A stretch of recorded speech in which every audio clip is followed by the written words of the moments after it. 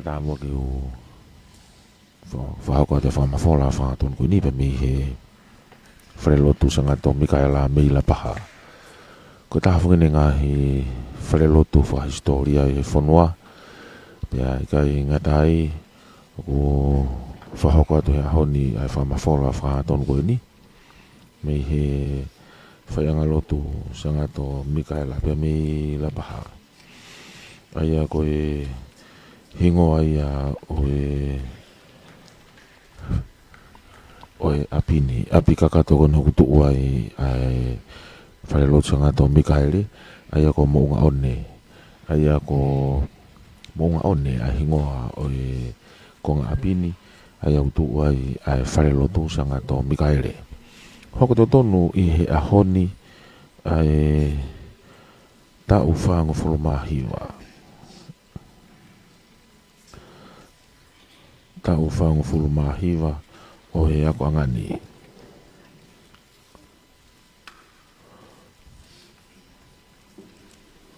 Pia ko whamanatu ia e ako lolotonga. Kau mai ki ai Palestini, kau mai toenga kau ako tutuku. Whamanatu ia ho mahu inga koe ni, e me i tāku lau. I he api ako lolotonga ia. Ka koe misa whawhitai e ni o e pongpongi ni. Kau whatahato e tau live stream i he Broadcom FM 87.5 broadcasting. Ano whamafola tu e ua o mahu inga koe ni i he ahoni.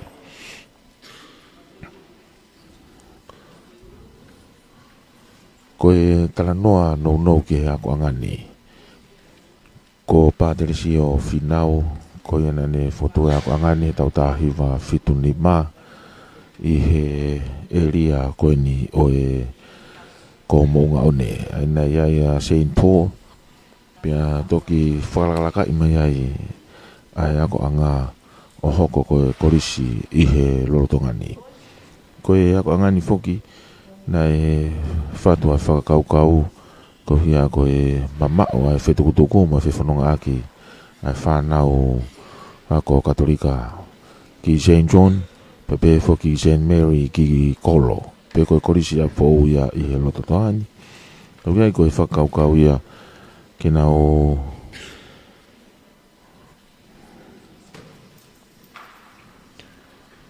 fotoa e ako angani koe hia koe whewhanonga aki.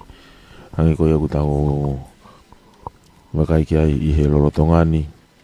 Tau lorotonga whekuki he taimini pa moe whainga ta upito. O e trafiki, te tau te whito ki he whetukutuku. Ai a koe tahane ngā hi talanoa maari e ki he ako angani e nau wakai atu ki he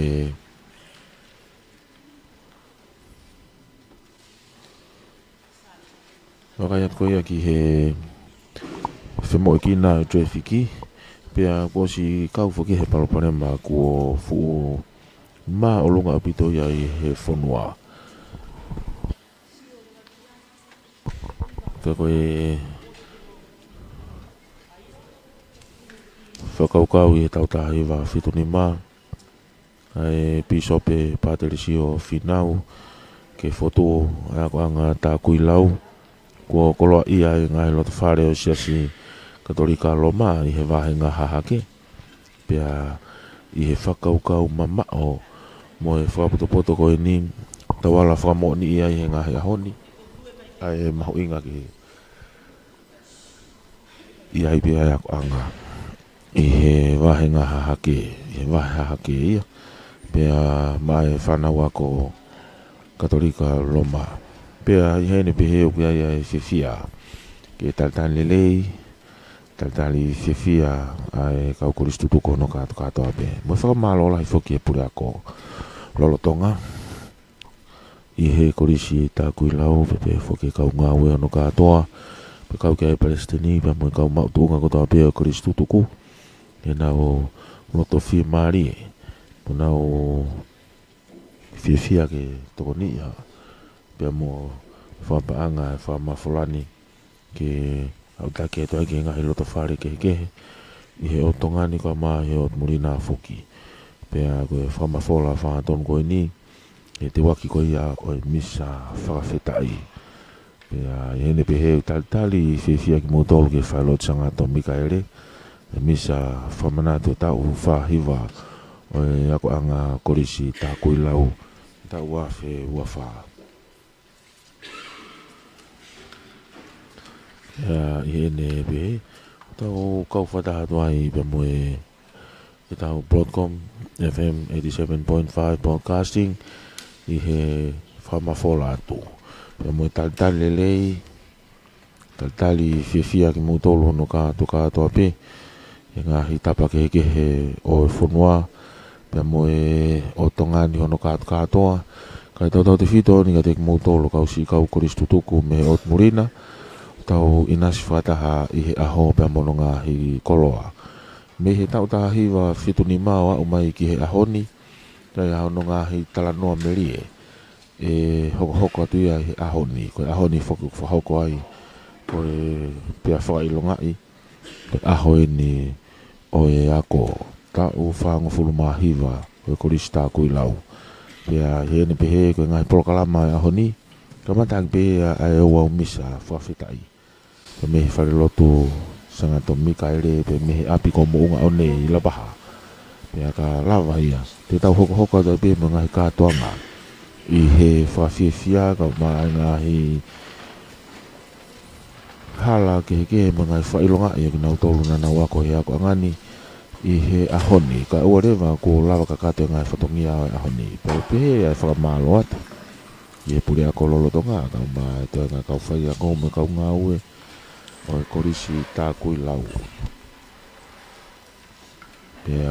pehe ke te nau tolu kau korisi tutuku hono katoa ko mo whimari rei ko mau lele i taha de mau whahoko aki ai whamawhola whahanga tonu koe ni pe mau inasi ai aki mau tolo hono katoa pe ia i kai ngatai ko mau hene ka hi kau hiwa ai korisi poi ako lolo tonga e te koki ki he whai hiwa ia mo ki nau tolo e kau whai ako kau mai ki ai pe moe toi ngā moe ki nau tolo i he kau korisi tutuku kau si kau whataha i hea honi tonga ea tu koe tangata eki minista ngahi ngawe anga lalahi 17 kau moua ka koe taha whuki e kau korisi tutuku i hea pini ia i kai ngatai ko kau puate ia o e korisi tutuku lahi i hea ko anga tā kui lau o mea mai o tau kau whataha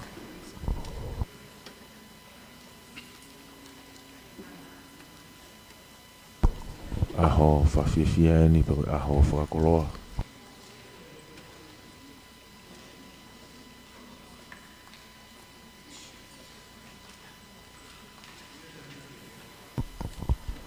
Lawe ia tuku kau whataha i he o au malanga whamanatu he aho ni nata eki pare mia malolo ka ko e whawhonga malolo ia me whareare a tonga ko ona po Fred Severe ko Severe o Vailahi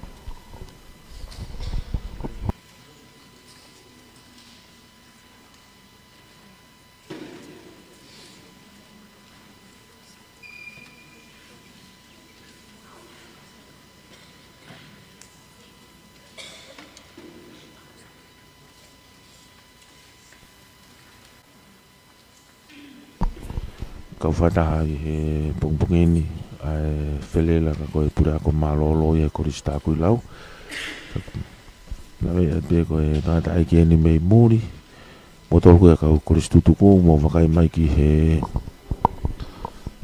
live stream o e aho ni ai a koe kau tangata ai ki he minista 17 to moua pe mo e whelela koe pure ako malolo ni korisi tā kui lau pe whoki pare mia malolo Fred Severe me pango pe ka o lawe ia e hingoa e palangini ka ko lawe i pe koe pure ako ni me kau he kau pure ako he korisi tā kui lau mo tolu koe ia kau korisi tutuku mo wakai mai ki he tau live stream koe ne koe taha ni ngahi fofonga na nau mate aki ia ki ako angani ka koe korisi tā kui lau.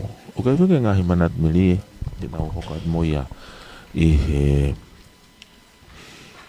hiri ai misa pia te tau wakai ai tohia koe ngahi tala noa koe te mo o mai pia whakainase ake kakai o e whanua pepe he foki ki he toenga e kau kuristu tuku nau wakai mai me o morina pia mo o tongani foki e whamafora whahatonu koe ni wharelotu sangato Mikaele pe mei mounga one ko mounga one koe hingoa ia o api whakalukfua i lapaha ka koe historia ini o e siasi pia mo whanua foki ai wharelotu ni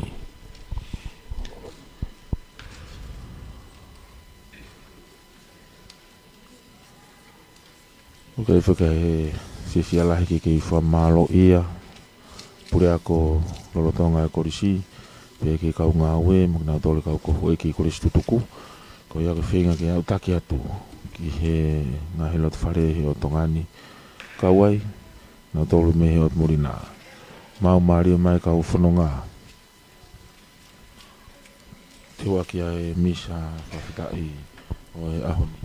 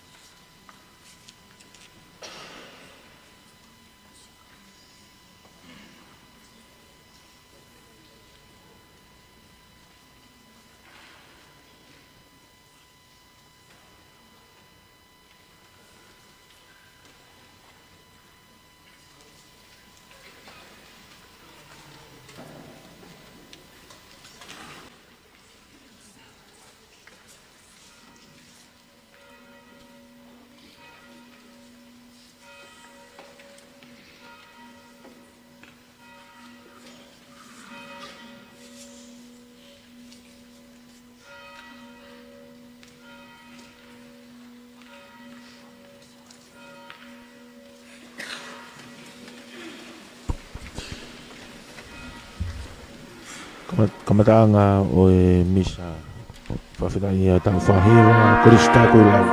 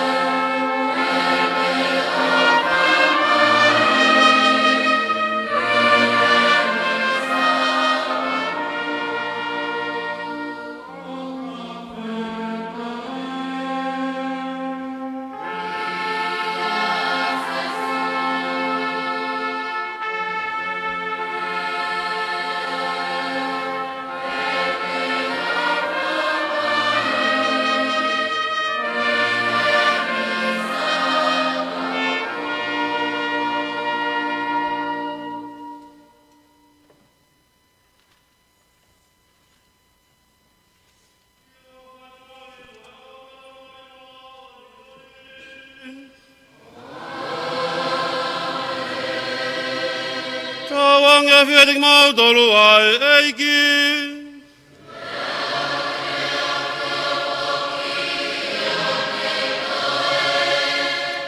Tau misa aha koe ni, tau mana tua e bea ki tau tolu ko toa be, tau misa aha koe ni. Tau moea kepe mo tau api ako. Mo moea kepe ki tau tolu ko toa be, nanga toko nia ki tau to. Kina tolu ko tā be, na whemau e tā hufaki, ka whainga tā ia. Kina tolu tā be, na mate mai korisi. Mana tua be o tau whanuani, ka maa tau siasi. Tā momoi ka atoa ia, i he tau misa e ahokoeni. Ka ki mua ki tau momoi haki tau whilau lau top tapuni, tau whamana mana tua e tau ngahi tō nou. Kore whai mesa tua maa ki tau tolu. Ka lawa ki tau tuha mo tau, mo whilau lau a manaki ki tau momoi hake.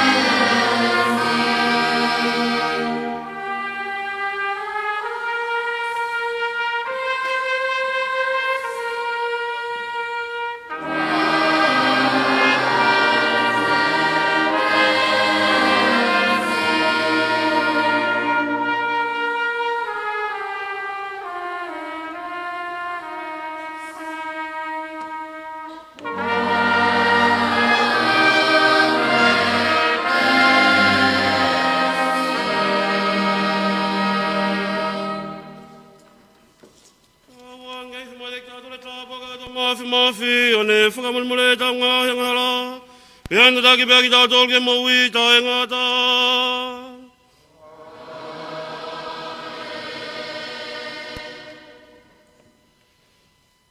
Ki tau lotu. Tau lotu kore e pia malo, ki tau lawa o si aki e whakapo uri o yangahala. E tamai o ki he vani, koe māma o Kristo. Kore hanga o kapusi e whakapo uri o e whehia mo yangahala. Ui ange mua ki mau tolu ki he māma ko ia. Pea mau kore aki tu ho tataki. Ke ngahu e mau mo ui iho mo ni. Pea mau ngahi lo to iho ofa. O hufanga ya Jesu Kristo koho mau eiki.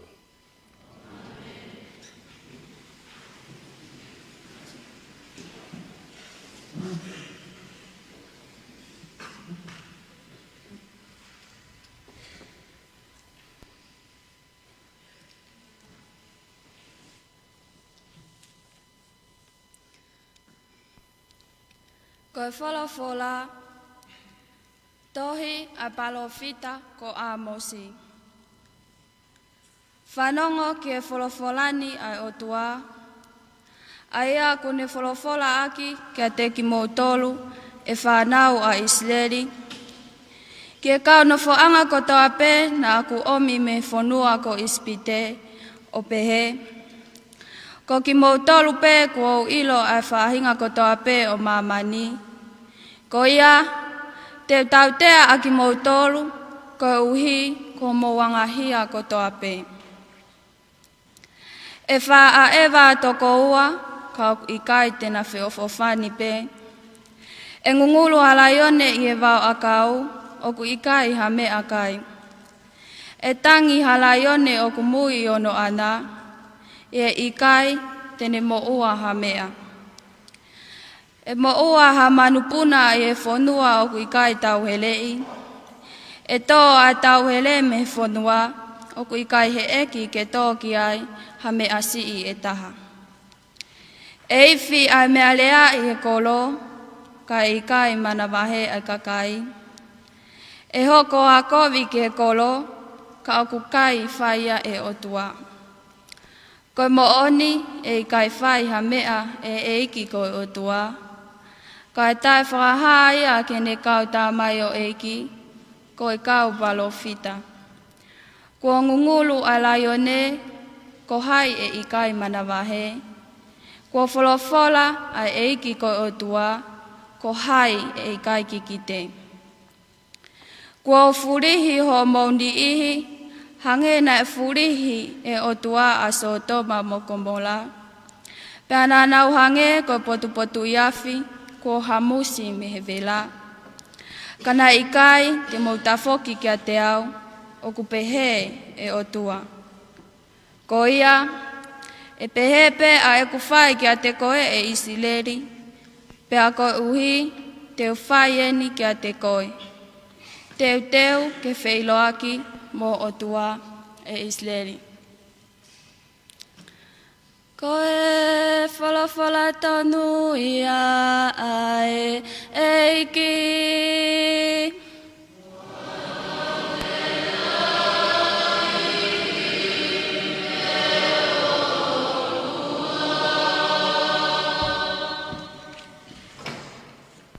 Same whetari aki, same hononima. Tari, tatake atu au eiki, i o whai totonu.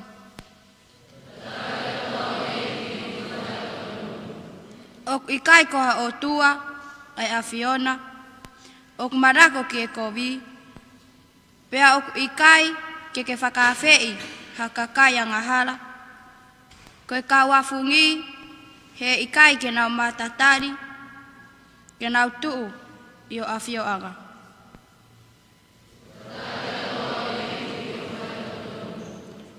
O kuke whehia, ki e kau whai kovi kotoa pē, pea ke whakaauha, ai kau loi kotoa pē, koe kākaa, mo manako ki e tōtō, o tau whehia ki ai eiki.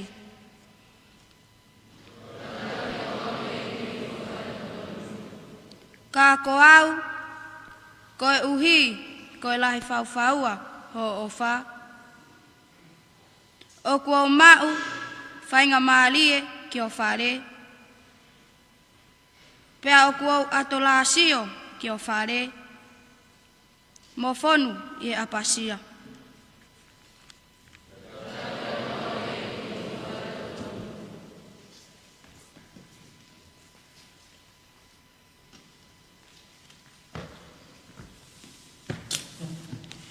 Koe whola, loma wahe waru. Pea ka pau ko ia, ka inga, ta koe ka kai mo ua ki ta ua. Ka tara e hai, koe mo ua ki a kakano, ke ta mo ui whai ki he kakano. He ka pau te mo ui whai ki kakano, ko hono aro ngā pē a hau mou mate. Ka o ka pau te mo whai aki a lau maari e, o ai ke mate a whainga kovi ai sino.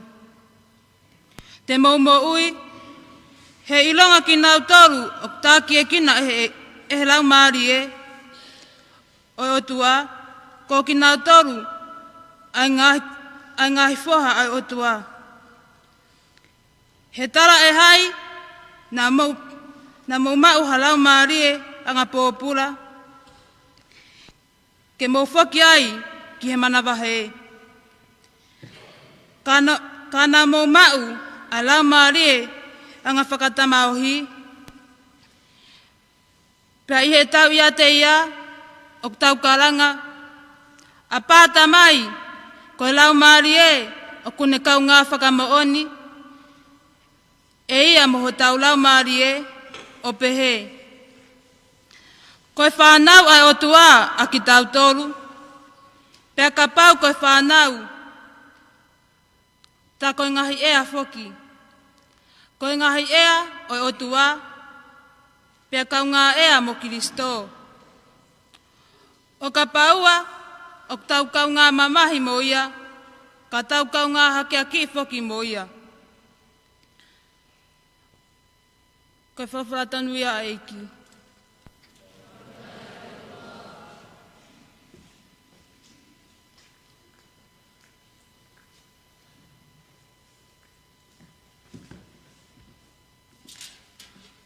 Toka teu o ngongo lelei.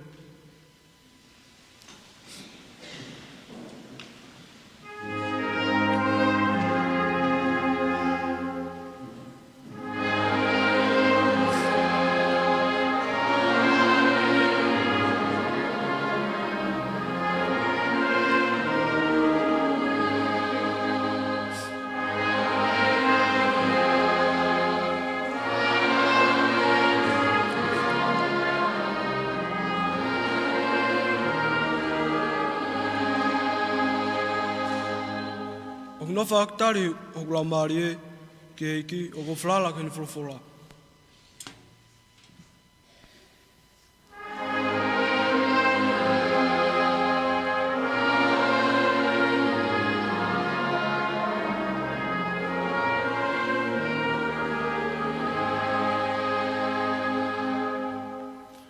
Tawang kevedek mo tolu ae eiki.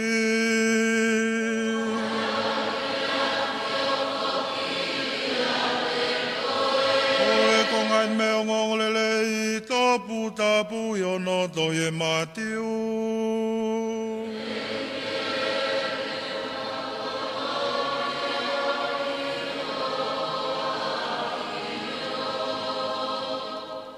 Matiu ko hono walu oi wahe. Pea he ka waka lewa a se supe mo ene kau ako. Whakafoki wha ko tō hafu matangi i he ano. O hake ai pea u ki waka. Kai mā umohe pe a se su ia. Pea oho atu ene kau ako o whawhangu ia mo kaila. Eiki te tau meremo. Whakahauwhi ki tau tolu. Kai pehe atu e se su. Koe haa oku mou mana wahe ai. Koe haa oku vai ai ho o mou tui. Pene toki maa langa hake o whekau ai matangi. Moe pe au ke nonga. Pea nonga ai mea kotoa. Pea whakatumutumu ai e kau ako mo nau pehe. Koe tangata haa eni, oku toi talangofua ki ai matangi pea moe peau.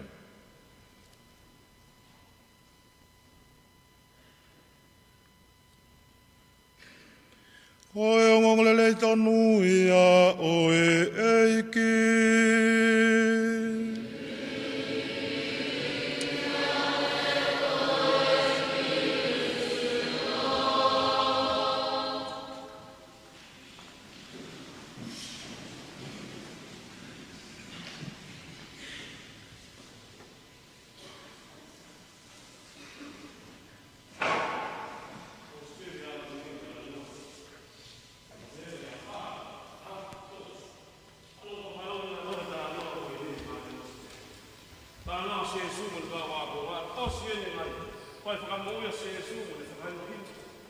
Ia ngā se suki hela.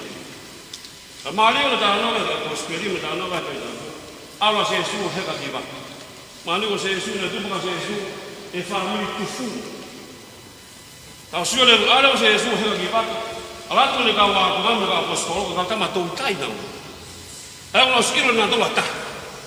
Ilo na tola me wharu waka. Awa se su o moho i mui he waka. Ha o lewa ka tau tai wa se su. Ka apostola se su ke whakalele waka. Ke nau albi whehua i nā. Kono maari e. Ke nau whalala. Mo i tātoa tai mlahi i tātau mo i tātoa. Tau whalala mo tau koto whakahitanga. Te ngala ki tātoa. Ko mea ofa tātāpea kua maa ki tātoa. Moho lewa se sui mui e whaka. Tai nuna toa kai matangi me mei. Koto i bakana me merepo. Toki mana tuia se sua. Nau to mana tuia ma mo se sua. Le tau rele wa se Yesu, whawhangu wa se Yesu. Nā rā whawhangu rele ho nau takas. Whawhangu rele toko taha kanu kwene nā kanga mea ofa ko toa be maa nau. Nā toki ilo be, e tai no e whaikata. Ura kne e so nio tunu tau ilo e ahaku, wenu tau waka e ahaku. Aki tā tau whae whanonga he moku. Ke whika uwaki maa bea se Yesu, whika uraki maa bea okua, e wheitu ko toa be tau whae whanonga, e tau moku. Even a taimi koni ko tau whie whia. Ko to mata ta do ko to kilo ba ko tan fe. A ko spere ma tiu ta ma ta ba. Fe ma o do ai e fika uwa e me. Le no fulala que na porta to tai fulala no ilata. O ni na wa o ko ngata aga na ko. To ki ilo ai asis. Ta na mo ni sue ko spere ya ko ni la bide na me ya o ba. Le na ko e da da ya ta ni ko ta to. Ano le fila tau do le tau wa. Mo ki tau do lo ba. Fe ma le tau do le. Ia da fa ni tai ni tau. Mana ko ma be ki tau no fo lo. Mana ko ma be ki mo wi mo. Ko me o tra da ba da tau mo wi ki tau. Ko ba tau sio be. A fe tu fa la he ma ma ni.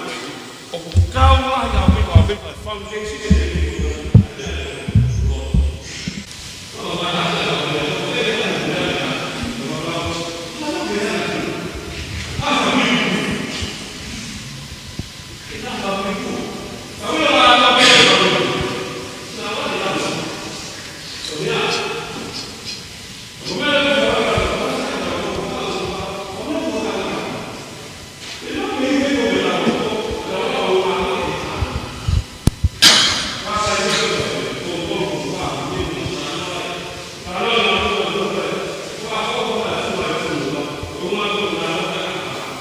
Kaske ko ulu akau.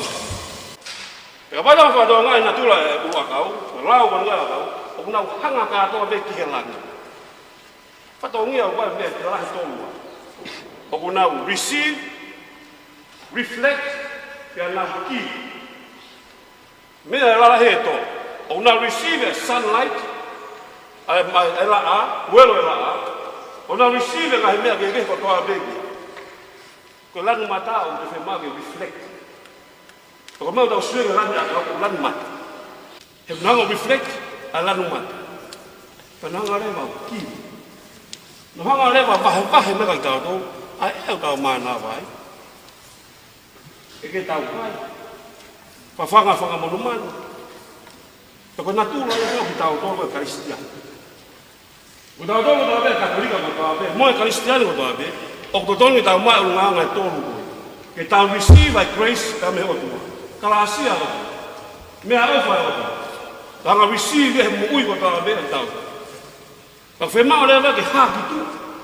I nga to mo ui o ta fa ka o. O a fio o tua ya de ta. O ta ka o be mo o tua e ta ni ko tua. Ka ta hanga le ba ki. Ko tau sio le ba dia ko tau ki ko ni. Fe ma le ba ta nga tare ni ta ki ta do. Mo poto ki ta do. Mo me ha ko ta be o ta fo na fo ke ma o ta ki ta do. O fe ma nga tare ni do le afa ya. Ke mo ui ai ha ka kai ke. Ko Cristiano mo oni. Ko e lotu mo oni. O ka le ki ta no fo sio kita. Tau fe ma mo ki ta do ki ta mo ui ba ma. Kala no ga halo ko spirit a ko ni ha se su ta mai do me ma vinga. Ko ta no fo mo ya. Pe no fo e mo ki ta. Neo le no fo mo ta do fo ang ki ta wo fo ma o pe ka ta ni wa be. Ta ni la ha ga do ta ko ta mai. Ta ni la ha mai ta ni ti. Ko ta fala la ta nga ta nga ta nga. E ta de fala do ho to. Ko ma ta la ki ta fala la bi ta do ki ta. Ya ko le hui aya ka hala ka tau. Ko hui aya e. Ko ta fara do ta ko mo ta wi. E ko po do ka te mo e ta. Ko po do ka se ta le ta. Ko se ta le do si lo ka do ko a te. E ko do e ta do ko me ba te la ba te ke e ka se ta ni ma ba ha ka ta do. No fo ma ki he o to ha ta ni ko to. Ama na ki ta su ko ni ki ta sa ka la me ta. Tari e ki e tari he kau. Whahe kau i tau rolo koe ni, tau whangato koa mo tau whanau koe. Ko hinga tau tari e ki, tau tari maa pia sesu, e tau mou e tai moto. Tau tari e tau rolo, receive it. Te mao le wake hāku tua, reflect it. Te mao le wake tau ki. Rai taha i tau rolo, ko maa rea maa pia tai koe tari e ki. E hao pātere mo kau tu whāta. Tai tari mo, te haka e ngā motu. Koe tari e ki, o kuo mai o tari. Ke haere mai a e ki, kai te toki tari. O ke hae e ki o tai tari a kakao tōru, ka tātu tangi, tātu o sio. E soko tau, tari e ka ahoni e pangi tau. Osme tau, whonu e. Ka pangu ka ahoni, tau whenga tau practice, maha ua tau ka hako, tau hoko mai, tau rāka leo whai mea. Ka popa o kike tau whio. Ka tara nunga ka ahoni mo. Whaafu tau ngā hapu eni. Mana tui mā bēki tau tōru, ka whae whanonga mo e ki e wheitu ko tō. O e ke ngata bē e u. Te mau ki ariku tau ngā mo. O ki tara noa koni koko wha tara noa. Mana tui pāwani nine. Sai tōi tō ngā ki hawai tawhi mua mea. Pāwani kinu, maari e mu. Kai ka wheitu e tahi pāpua. A pia ko e wheitu e taha. Tu o lewa tōrohi wheitu e taha. Kai ke ilo pere ana wheitu o langa pia pia. E ko pāwani nā posi mahi ki mai tawhi mai. Ka tai ngā tā veo maari tani ko heko maa ngā pai bene ki koro e mai tā. O ia, fō, mai mbea ke iwi, o kau kā. Ka tai mea taha lai kau re kā koros, e tai ngō sei e vai tā. Ko ne kōwi pua vai tā, heko lahi pua e vai pua, heko ku ai vai tā. Ka lai ni wha koros. Ka tai mea o wha pehe e tai mi tuku ai ako. Ko ne hapea kau re kā tuku. Tuku behe e vai tawhi o sio ke koro. Rua me be mātua kolos. Haa mo ne tamasi, almoi. Ko ne ki tāhi me no kolos e vai tawhi. Toi begi tamasi ita. Tu ege ati, fai mo ke kolos, kene ke isai vai tafi. Reka koe ni kai. Kai tali baka mami. Tabai mami hau ave au. Hau koe, tau kolosa o tolu whamotuku ia tukoi ki. Ika. Tali baka mami. Alu hake vai ke la. Asi mai whae koe ni kolosa vai vai. Tu le whae vai ni tamasi ia pere ni whae. Ala mai. Whae puku mai nunga ta kolosa ke vai. Ala mai tamasi. Mami. Ala mai ko puke. Tani whae, no kehe. Kagi tamasi ko ni kapani hanga puko ni mama ta kolosa vai ta fe. Ala be ni hoko ni wifi ai hanga te wago. Kapani ala mai ko whae o puke hoko ni. Kata kolosa vai ta fe, leo mo ha fa fa ngata ta fi taulakia. I know for sure. Ko whae ku piki mai ka au. Hei kai beke nga tuwanga hakai. Toko mea to whenga ki. Whenga maa beke tau longa, ilo tau whae whanonga tau longa koe. Tau ilo maa be, te maa ki tau mo ui. A tau longa tau amanaki de regi kaimi kotoa. Tau amanaki de regi tau lohu tau ilo, koe o tuago tau kau i tainga kotoa. Pea koe o tuago a whio ia ki tau. Neo ngai whae ngataa ki tau whae whanonga mo ia. E hoko e o tuago tō tāke nanga whakahawhi tau. Ngai mea e hoko ki tāna tōna lo tonga e tau wa. Whalala mā peki o. Pau kua mā whai siri o te teo. Whalala mā peki o. Pau whi mā peki tau tō i ako la. Ka tau whalala mā peki mo wiki o tua e taimi o tua. Whenga tāi tau whakala mo ia. Tāku rau. Whalala mā peki o. O maari e hoko e polisi bara, ai aho e polisi e tāku lai aho ni. Ko aho ni koe nei, fua whae ai misa i tonga ni. Aho ua siu, tā waru wha.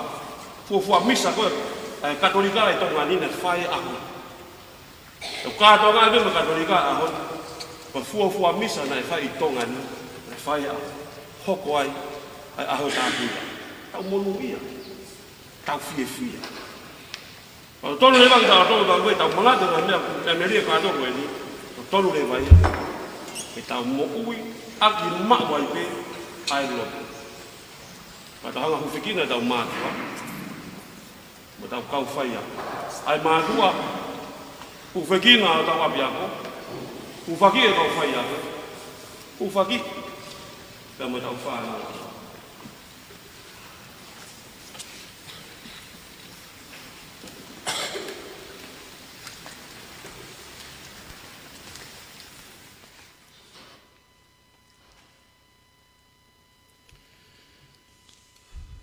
Si ka hainga tau momoe ke lewe tau ngai whia mau. Tau kore be kalasia atua. Ke neongona mau be se ngai whakatango toa be tau momoe hake.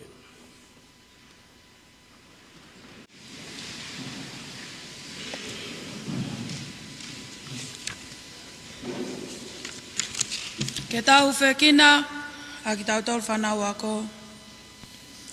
Ai tāpu aki, o whaka inasa ki tau tolu e o tua.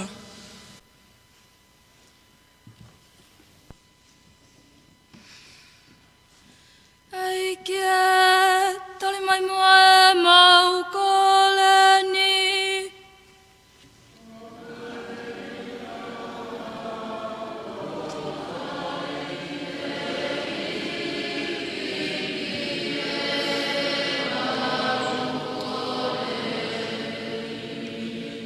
Ke tau whekina e kau whai ako, whatawanga me whawhatongi au ngā whakako, kua ta whenga tāpu aki ka tingna tolu mo nā ngai whamiri.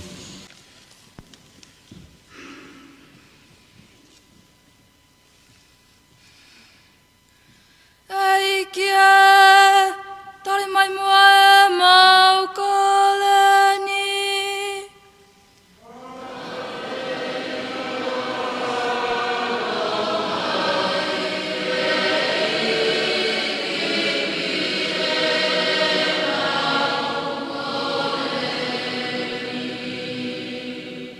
Ke tau whekina, ai ka inga kuna whai toko nia mai pia ko, e ta whake ke he. Pē whaki ke ka koe stutuku, whatawange, ko ni matatau pe au whari nau toko ni, ko ni matatau pe tawhi maha tāpuaki. Ei kia, tari mai mua e mau koleni.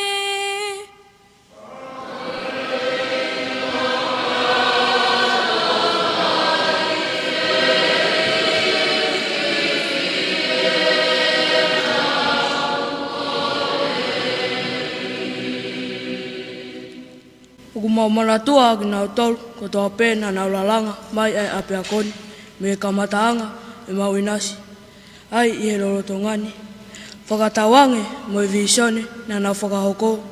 E hoko ia, ko ha maama, i he loro tongani, pa mo i kahau, i he whamili, whanua, mo i siasa.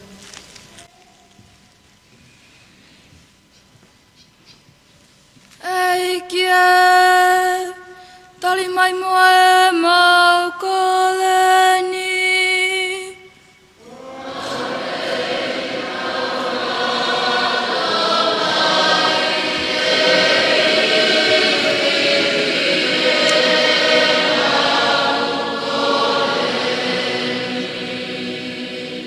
Ke tau manatua e sila mariok na toko toa pe, na nau whakaut mauk mai ke api ako, o mau ia i loro tongani.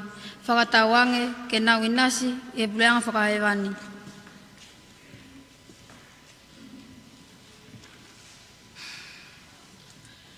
Ei kia, tali mai mua e mau koleni.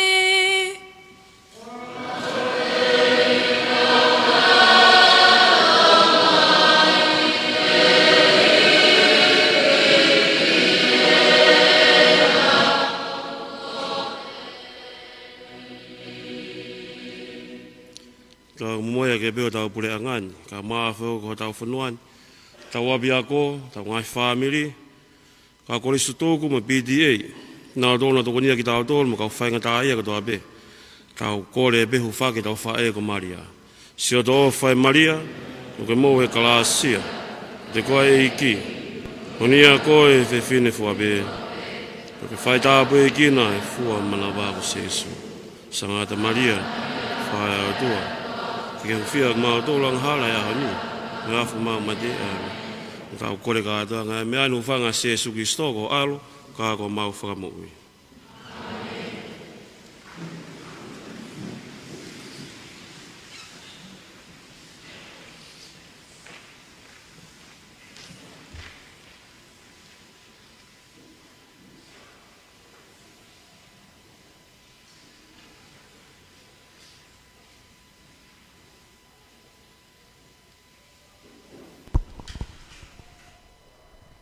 Teu ai be le tusia o e kwalesia. Ko e konga whaasia o e wa misa whawhita i o e au ni.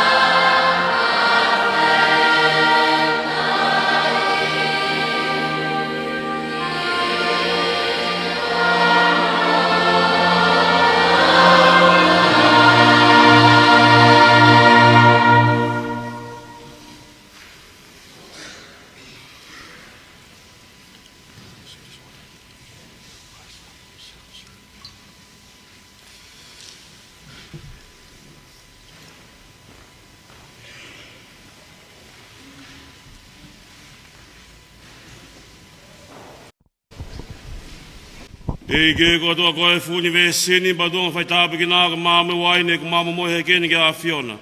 Ka fo ai fa ngo sia mo ka ka tanga ta mo e fineo to ke le mo fu vai ne. Ta wang ko ye ko me kai mo me ain fa la mari e ma ki ma dolu.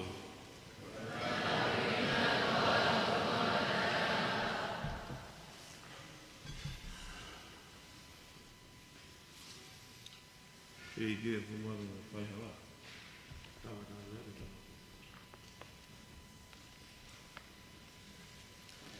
Ke mo kore ka inga ko ha ko e fua finngalo to ta mai mafi ke tau fe lau ni.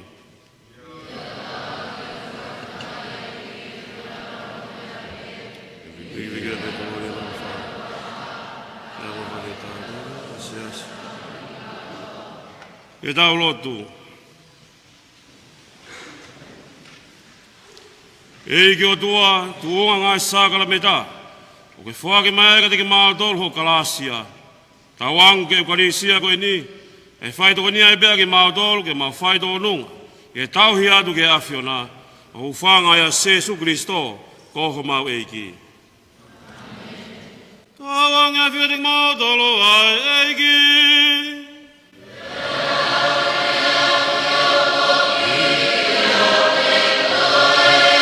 Hiki hake ha mauloto.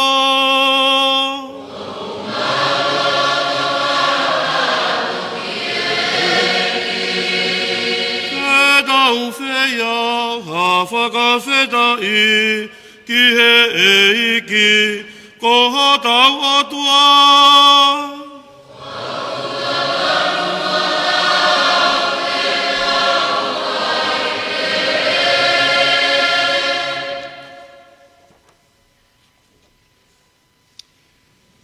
Io mātua ko tolu mo tau pe aga mo wheunga whoki mo ki mātolu.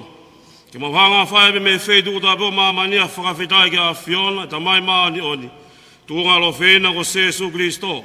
Aina ka ngaho ia ki a mea Filipe. Pena toi whikai mai whoki māmani. Ka hiki ne hoko hai ko mau whaka mo ui mo mau huhui. Ake ne tupu tangata ngā pēr lau maari e maani oni. Pe mo naloi whuke tā pō ko Maria. Io na ne whai pau ho uwhina ngalo. O ne mawa ka kai ma oni mai a Fiona. Aka ne whaka mawhao no tōku pui ni ma, lolotonga no whaka mamahi i. Koe wihike nei kuna i ai mate, pe mo whakapapai me ai whoki ai toi tu u. Pe koe ai mau kau whakatahai mo kau āngelo mo kau arekāselo, kau maa anu ni fuape. Mau tukoloria mo kalanga e kina be ke a Fiona, o mau pehe maa wai pe.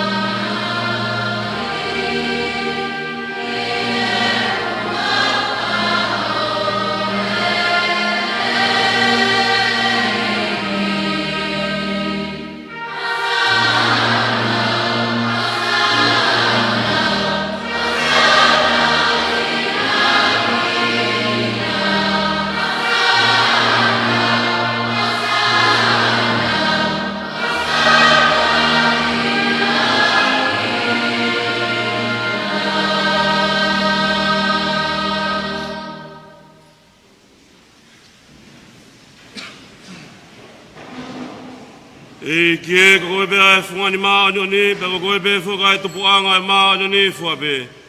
Pe koe e ma tau tāpaka ke a Fiona. Ke a whei tau lalo whaka maanio ni ngā he mea whani.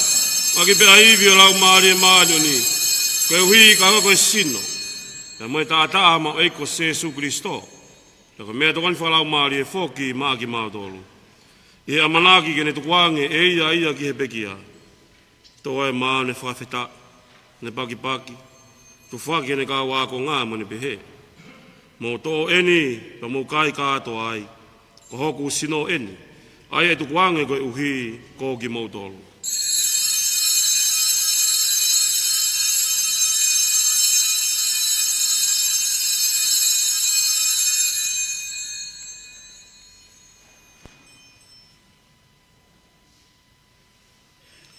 Hilinga bena o tau mawhai. Nang tō whuka mo i pūa whakawhetai ai peke a Fiona. Pe tō koanga lewa ne kā wāko ngā mani pehe. Mō tō whuka mo eni, pa mo winu kātoa mi ai. Ko i pūa ni hoku tō, ko tō e whua kāu whu ou. Ai lau i kuonga pia tai ngata. Pea riringi whokia ko uhi ko ki mō tōlu mo ka kai kotoa pe. Kai whakamore more i ai anga hala. Mō whai eni ko hoku whakamanatu.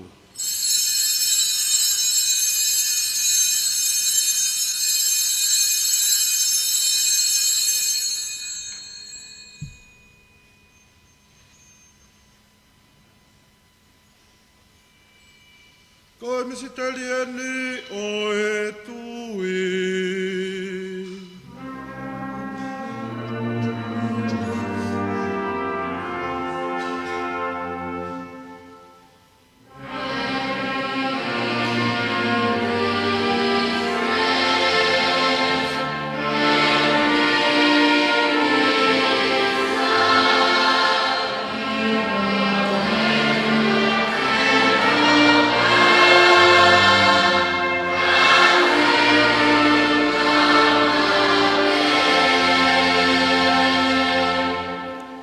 E kie ma whakamanatu ai pia pekia mo to e tu hau alo. Pe koe e tu ngai māpu mo e keni ki a Fiona. A pāne oi mo ui pe mo ipu whoki o e huhu i tai ngata. Io ma to e whakawhitai whoki a Fiona. Ko ia ko a whei tau lalo tuku mai ke ma unua tu ke whaiho tau hi. I e rotolotonga ho ao e iki. Mau te kore ma mahe tu whoki. Ke rotoloto e peti ki mau tolu ai uo kantaha. Tuunga ngawe lau maari e maanu ni. Te ria e sinu mo e tātā o Kristo. Ai ko amne kina ke mau kau ngā tāri i whakataha. Hei kie ke hangai whangai whamua ki o siasi. Ai roto ma whonga te whunga o māngani. Ko hui ke tupure kina i pēa e wheo whani hono kakai. Te ke mau tui tāpu whanaki ko. O mau e piko pō kātinari mafi. Au mōi fuaka wāpe mo e whahinga tapu hono kotoa. E ke a whei tau lalo ngai mua ke mau kai ngā koe. Tuna tuk mālolo mo amanaki ke a toi tō. Ka mai si ka ngā peke a whuape. Ko ike nā mātā e hulungia o whufunga. A whei tau lalo mai mua ke tiki mātoluni hono kātoa. Ko hike mau kau ngā maua e mo i tāngata. Ko tāpa mo maria ke whae tāpa o ai o toa. Sa ngā Joseph ko no hoa. Me kawa bois tola mano ia. Ke maa kau maone ni fuape. Te nau whakahoi fuai a whenai laloni. O maa whakaweweke ai koe. Pe me tō Claudia ki o a whio. Tō ngai ho alo. Ko Jesu Christo. Koe hui ko Jesu Christo, whakatamane a whio. Pe tunga whoki e te au whaeke nei kia te koe o tua o tamai mafi. Whakatame lau maari e maani ni. Ai langangi me Gloria whakau furi o tae ngata pea tae ngata.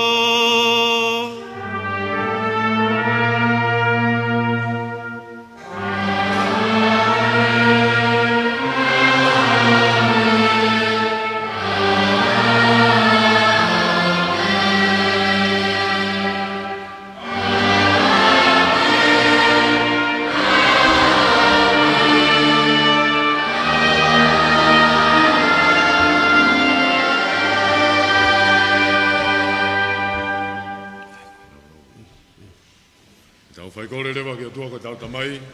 Aki pea ngā herea koia nai ako ne kina mai ki tau tō ki ai e se su. E mā tamai ku he vani, ke tā poha ua wha. Ke ako mai apure ngā. Ke whai whina ngāre mā mani, o angi ko e he vani. Whua ke mai ahone a mā mea kai wha. Ke wha mure mā ngā he ngahara. O angi ko mā wha mure a ki nā tōru, whai hala mai ka te ki mā tōru. E hau nā ke tuka ki mā tōru mā hingi a whai tā wele. Whawhak mātou me kovi. E ke matangi atu ke whakahawh ki mātou me ngai kovi fua be. A whei tau raro ke toka bea e meri no, i he rotorotonga ha mau ngahi aho. Pe e tōnga toko ni mai ho alo o wha. Tauang ke mau nofu tawa tāina me hanga hala mo e whainga tā ia fua be. Ka mau nofu tari whake be toi haa le mai o mau whakamu ui ko Jesu Kristo.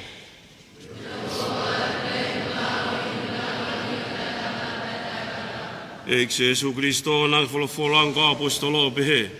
O ko atu mā mautolo e melino, ko hāku ia melino o ko whaki atu mā ki mautolo. O nā ki a whio ke mau ngāhi ang hala, ka ki e tui aho ekelesia. Peke tuku mai mua mā mautolo e melino, mo e uo ngā taha o pure anga, ai o ke a whio mo pure au tae ngata, pia tae ngata. Tawang toka mai pate ki mautolo e whie maari ai eiki. Fe fua ki aki rewa e merino a Kristo.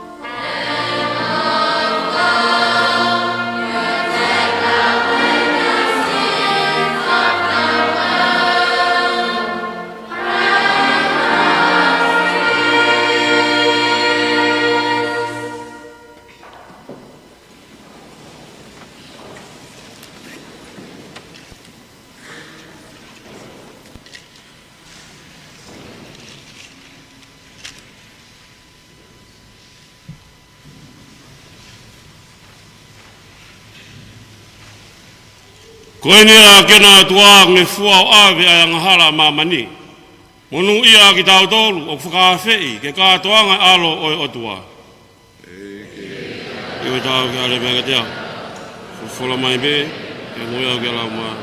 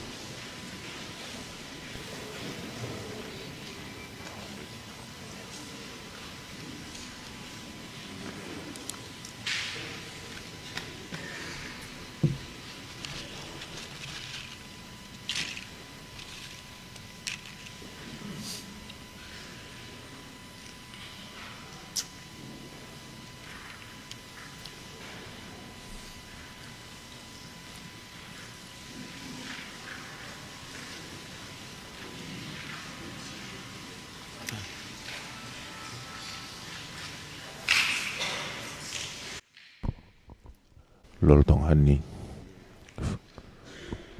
Te teo ke whahauko ai. Fuafua tari eiki e toka whaanga whuru maa wha. Hea ko anga korisi tāku lau.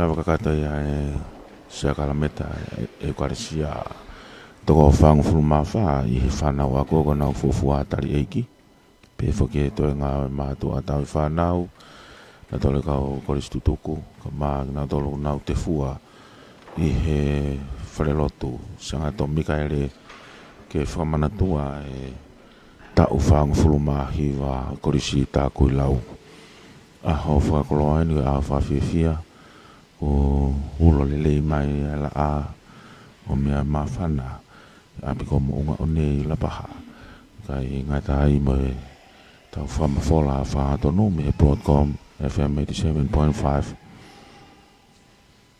Broadcasting wea whatawange o toka ai whatahangani i he ope ke mea mai kai ai hau eiki me kakai koristu tuku pe magnau tolu kotoa pe tonga kotoa i he otongani pe moe o te murina. Ke tau lotu.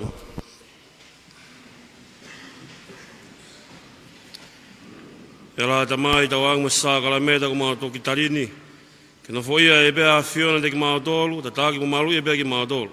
O kalasia ke ne hanga whakamama mo holongia e bea ki mga tolu kotoa bea. Ia Jesu Kristo ko ho mau whakamo ui.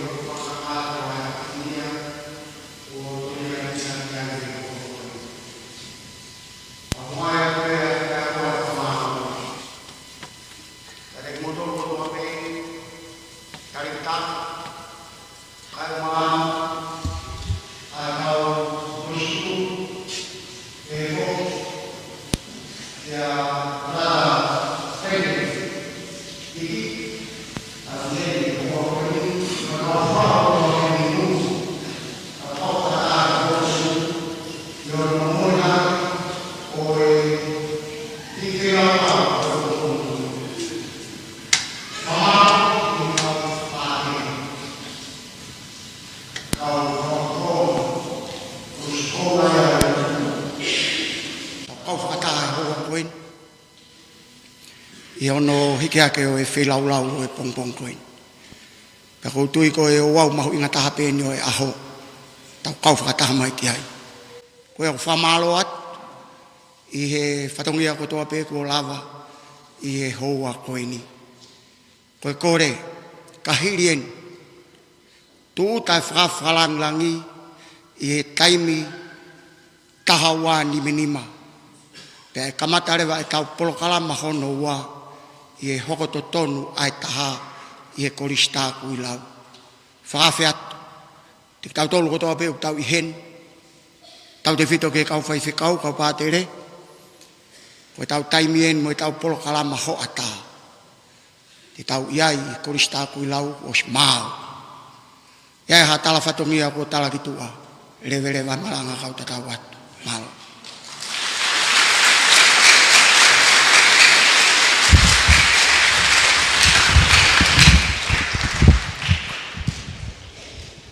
Pea koe lama kakatoi. Whai tokini e begi modolo mga whenga. Mga whenga toa begi mo whakahok. Ke tauni ka maa fo ke tau kahau. Ka mo mehake ke tau whakaos. Tawang ia whiating modolo a eiki.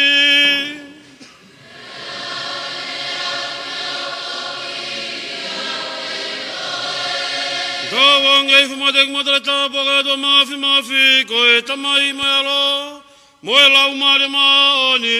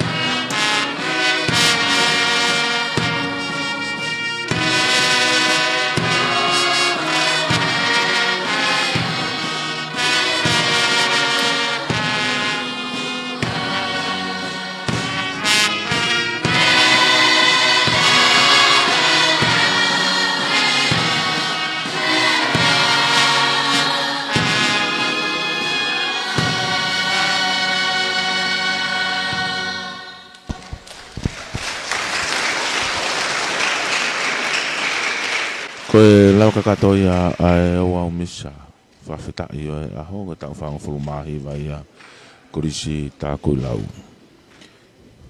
la le ia fatongia honi fa ko kakato e misa pa dele Williami Kiola ai ko pa dele pura ko lolo tonga ia kurisi ta kulau ia fik pa mo e palangi ka ko former principal I he ta kulau college ko Brendan Hickey